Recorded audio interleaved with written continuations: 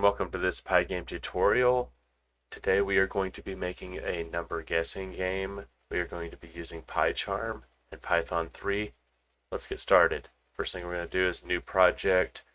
We're going to name it number guessing game.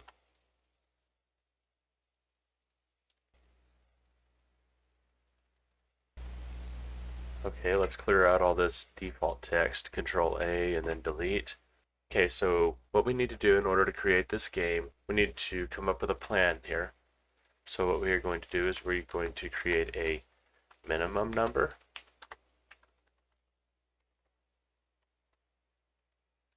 maximum number,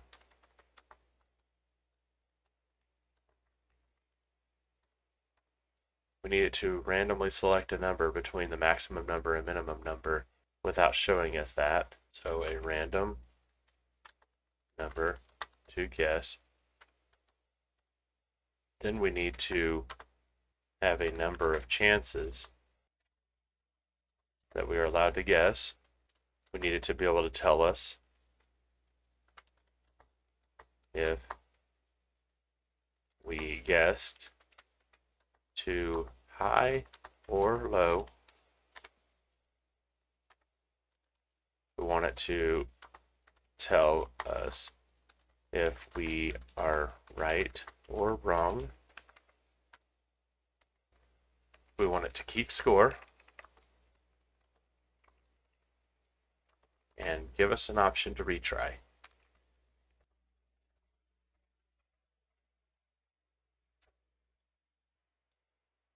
We want it to prompt us if we win or lose.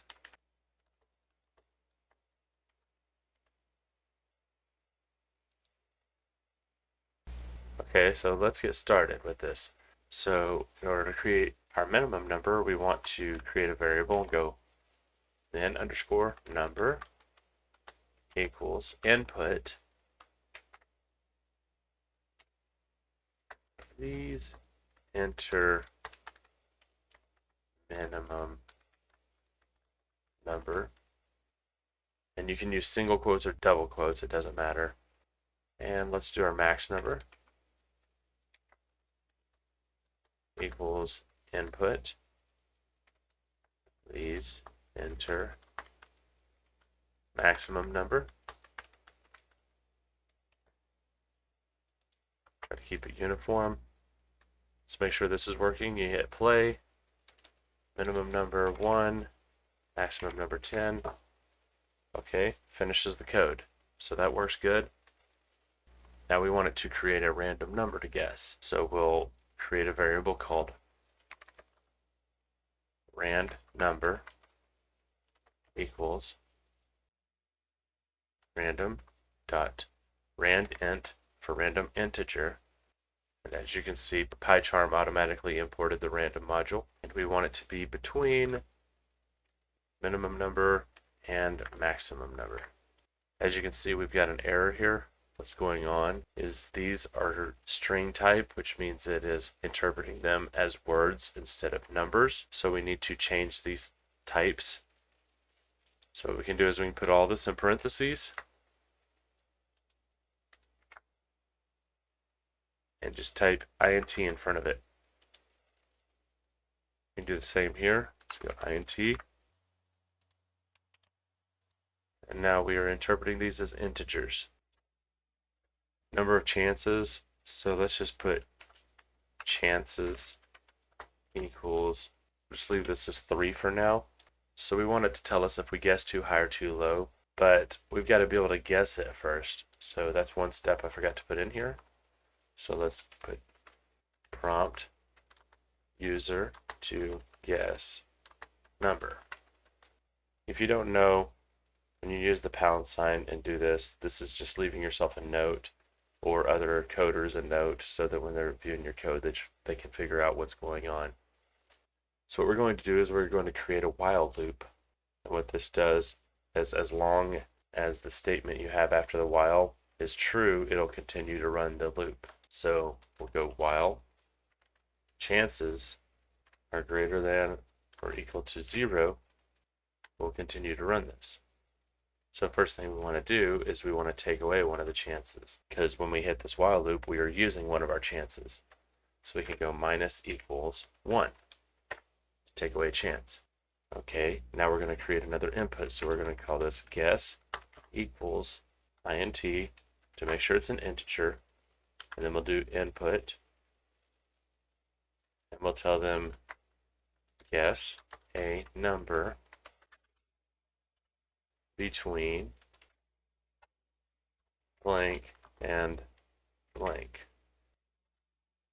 And we want this to be our minimum number and maximum number in here. So in order to do that, we can plug in variables in here with an f string. So we'll type an f in front of our quotes.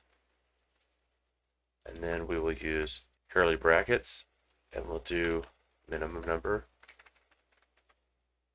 and maximum number. Or curly brackets, maximum number. We'll try that out. Enter minimum number, maximum number. Now it's asking, guess a number between 1 and 10. So everything is working great. And now we want it to tell us if we guess too high or too low. So we're going to write an if statement. We're going to go if guess is greater than random number, then we're going to tell the user if the guess is greater than the random number or higher, we want to print too high. Then we can do elif, which means else if guess is less than random number, we will print too low. We're already telling the user if they're right or wrong right now, but if they are right, we want to do elif guess equals random number, or then we will print you guessed correct. So let's try this out. So let's do 1 and 10. Let's guess 5, 7, 9, 10 is our number. And it closed out our code. But there is an issue here. Say we do 1 to 5. Let's guess our number 3, 4, 5. You guessed correct, but it's still prompting us. So what we want it to do is we want it to close our code once we get it right, or we can prompt the user to play again and show them how many times they've won, how many times they've lost. So let's do that. So let's stop our code.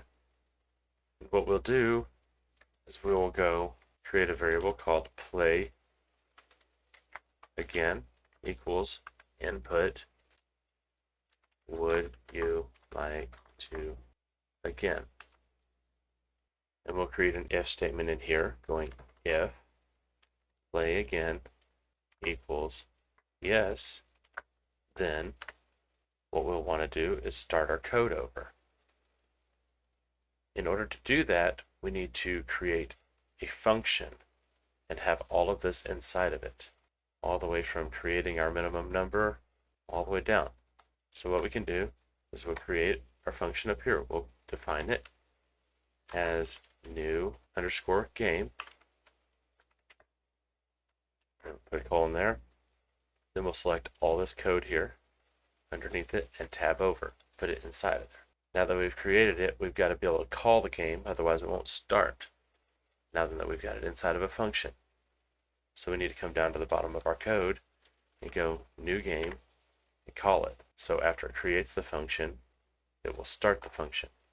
Now then inside of this if statement, if they say yes, we'll just run the new game function again, and it'll start our code all over. We can also do an else, so if they type anything other than yes, we will quit the game. So we'll just type quit, and that's it. But we also want them to be able to see their score here when they say you guessed correct. Let's go ahead and create a scoreboard here. We'll go print, and we'll go wins, losses. Of course, the curly braces don't work unless we have an F string here. So go to the front of your quotes and hit F. Then we want to create some global variables that can be interpreted throughout our code in here. So if we go to the top of our code, we can create globals. Go globals. And we'll go wins equals 0. Losses equals 0. So now we need to make sure that our function is interpreting these globals. So inside of our function, we want to type in global. And we can go wins, losses. And now we can put it inside of our code here. Wins, losses. So that no matter what, this code is automatically going to know how many wins and losses we've got when we run this. So when you guess correctly, we want to wins plus equals 1 to add 1 to the wins. But we also want to be able to see if we guess too many times and we lose as well. So once we run out of chances, the code will actually stop running our while loop. So if we put on the same indentation, the code, it'll basically detect it as if when we lost or we ran out of chances. So we will go losses plus equals 1, same indentation as our while loop, and then we will basically copy all of this code. We'll get rid of the wins. We don't want to add a win. And we are going to tell them, sorry, you ran out of chances. And then we want to give them the option to play again.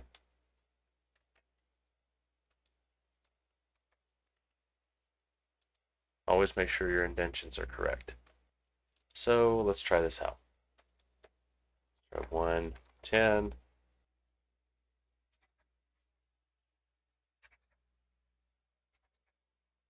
We guessed correctly. Now we got a 1 on our win. 0 losses. Let's play again. 1, 10, 5, 3, 1. Play again, yes. Let's say 20 this time. 10, 5, 2. Okay, now we have a loss. So that seems to be working as well.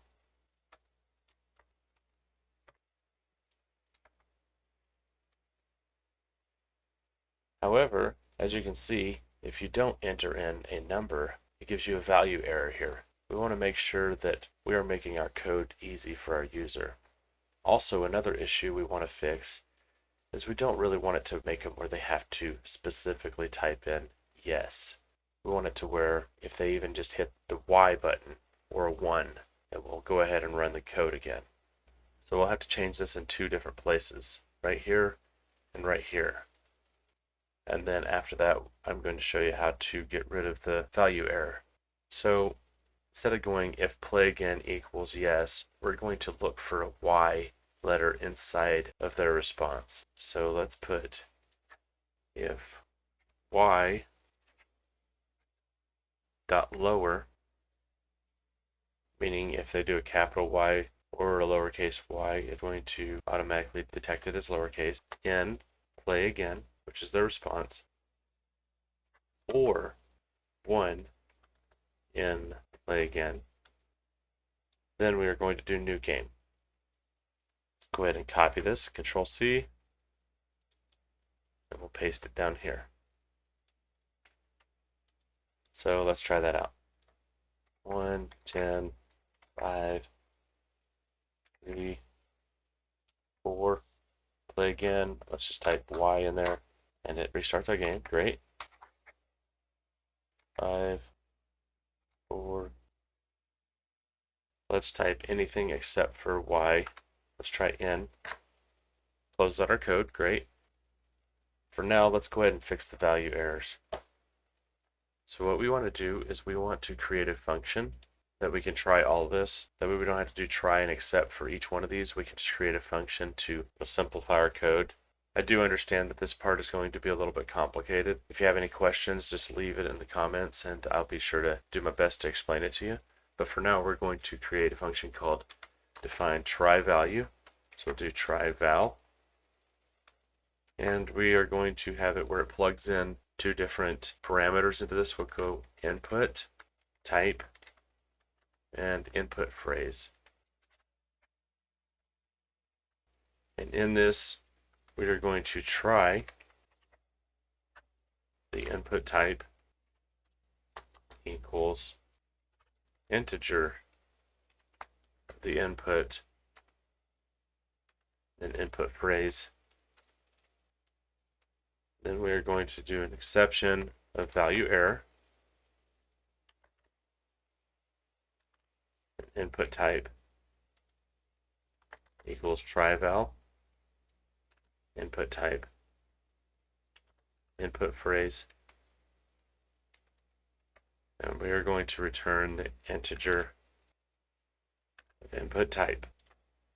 I know this is complicated. You know what? I'm going to go ahead and create this. I'm going to actually have something go through this just to show you how it works.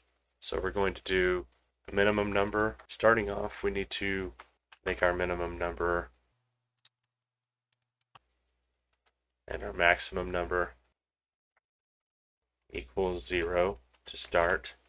And then we want to change this up to, instead of just creating a direct input, we're going to run it through our function up here. So I'll do minimum number equals try val, which will run our function. We'll do min number, and then we will run our text through it. Enter a minimum number. Then we can delete this. Okay, so I'm going to do my best to explain what this code will do. Okay, so what it does is it creates our minimum and maximum numbers at 0 so that it has something to plug into this, but we also want it to change this number to what the user inputs, but we also want to check it for value error like we had earlier. So what it'll do is it'll plug in our minimum number, but it has to start off with something, so we will go with 0 at first. So it'll go try value number and then enter the minimum number. So to bring it into this, it'll try input type, which is the minimum number, equals an integer, which is a number, and then we will enter a minimum number. If it gets a value error, it is going to run this function all over again. Instead of giving us a value error, it will prompt them to do this all over again. Then when it's done, it will return this as this variable. So whatever our answer is, it'll convert it to an integer and return it as our variable. So let's make sure this works. So our minimum number, let's try to put in something incorrect like A. As you can see, it just prompts us for minimum number again instead of giving us a value error. Let's try 1. Now it wants us to enter the maximum number. And as you can see, if we don't have that in place, if we accidentally hit A or something like that, it'll give a value error. That's because our maximum number up in our code isn't running through this try val function that we created. So let's go ahead and do that. Let's modify our text to be more uniform. Let's do please enter minimum number. And we'll just modify all this code. We'll do try val max number, comma. And now either one of these, if we type in wrong, it'll just reprompt us to try it again. Let's try it out. So let's go 1, maximum number A. Oh, okay, I can't type in A, so let's try 10. And it works. And we can even prompt it to go print, please use an integer for input. So go 1, and if I hit A, please use an integer for input. And everything seems to be working right. Play again. No. And we finished our code. Now you'll want to go ahead and use this same method inside of any kind of input that you're going to do here with the numbers so it doesn't mess up the code. So we can go ahead and do it inside of the guess as well. So we'll go ahead and do try val guess. But you also want to create a default value for this when you're running it like this. So we'll go ahead and do guess equals 0 right here, just so it doesn't give you an error. And that should solve all of our errors for now. So do 1, 10, 5, 6, 7, 8. So you ran out of chances. Would you like to play again? Yes. 1, 10, and let's say we accidentally guessed A. It went ahead and prompted us, please an integer for input, and it prompts for it again.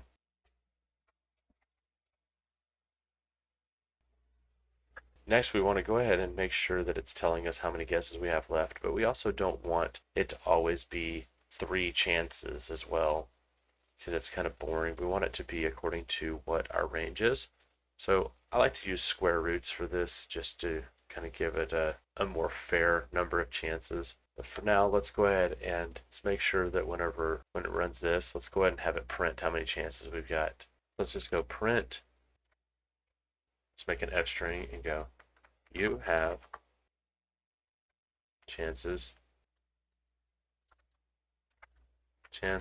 left. Let's see how that works. 1, 10, you have 3 chances left. 5, you have 2 chances left.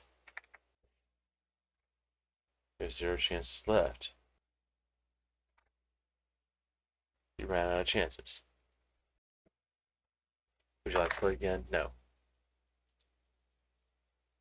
So when we create our chances variable, we don't want it to always be 3. What we want to do is we'll make this a number based off of our minimum and maximum number.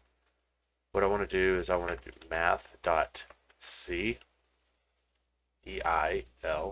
which stands for ceiling, then open parentheses, and we're going to do another math, and we're going to do sqrt for square root, and we want to do maximum number minus minimum number. What this will do is this will take our max number, say it's like 10, minus our minimum number, say it's 1, it'll give us a 9. It'll get us a square root of that, which will be 3. But say that was a decimal. Say we did 10 to 0. So we did 10 minus 0, which would equal 10. The square root of that would be like 3.3. What it'll do is it'll go ahead and round it up. So it'll give us 4 by doing the ceiling method. You could do floor, which would make it go down, or you could do ceiling to make it go up. But let's see how this works. So let's say we start off with a minimum of 0, maximum of 10, gives us 4 chances. Great. So let's try 5, 3, 1, 0. And we got it. Let's play again. Yes. Let's try it like 0 to 100. As you can see, the square root of 100 would be 10, so it gave us 10 chances. Let's try that. Too low, 75. Too low, 85. Too low, 90. Too high, 87. We guessed it. So yeah, the square root works better off for whenever you're going to have somebody do like 0 to 1,000,000 or 0 to 1,000. But anyways, that's our number guessing game. Hope you guys enjoyed. If you have any questions, make sure to leave it in the comments or message me. I'll be sure to get back with you. Other than that, have a great rest of your day. Hey guys, Ed here. If you got value from this video, make sure to leave us a comment, like, and subscribe. Thanks, and have the best day of your life.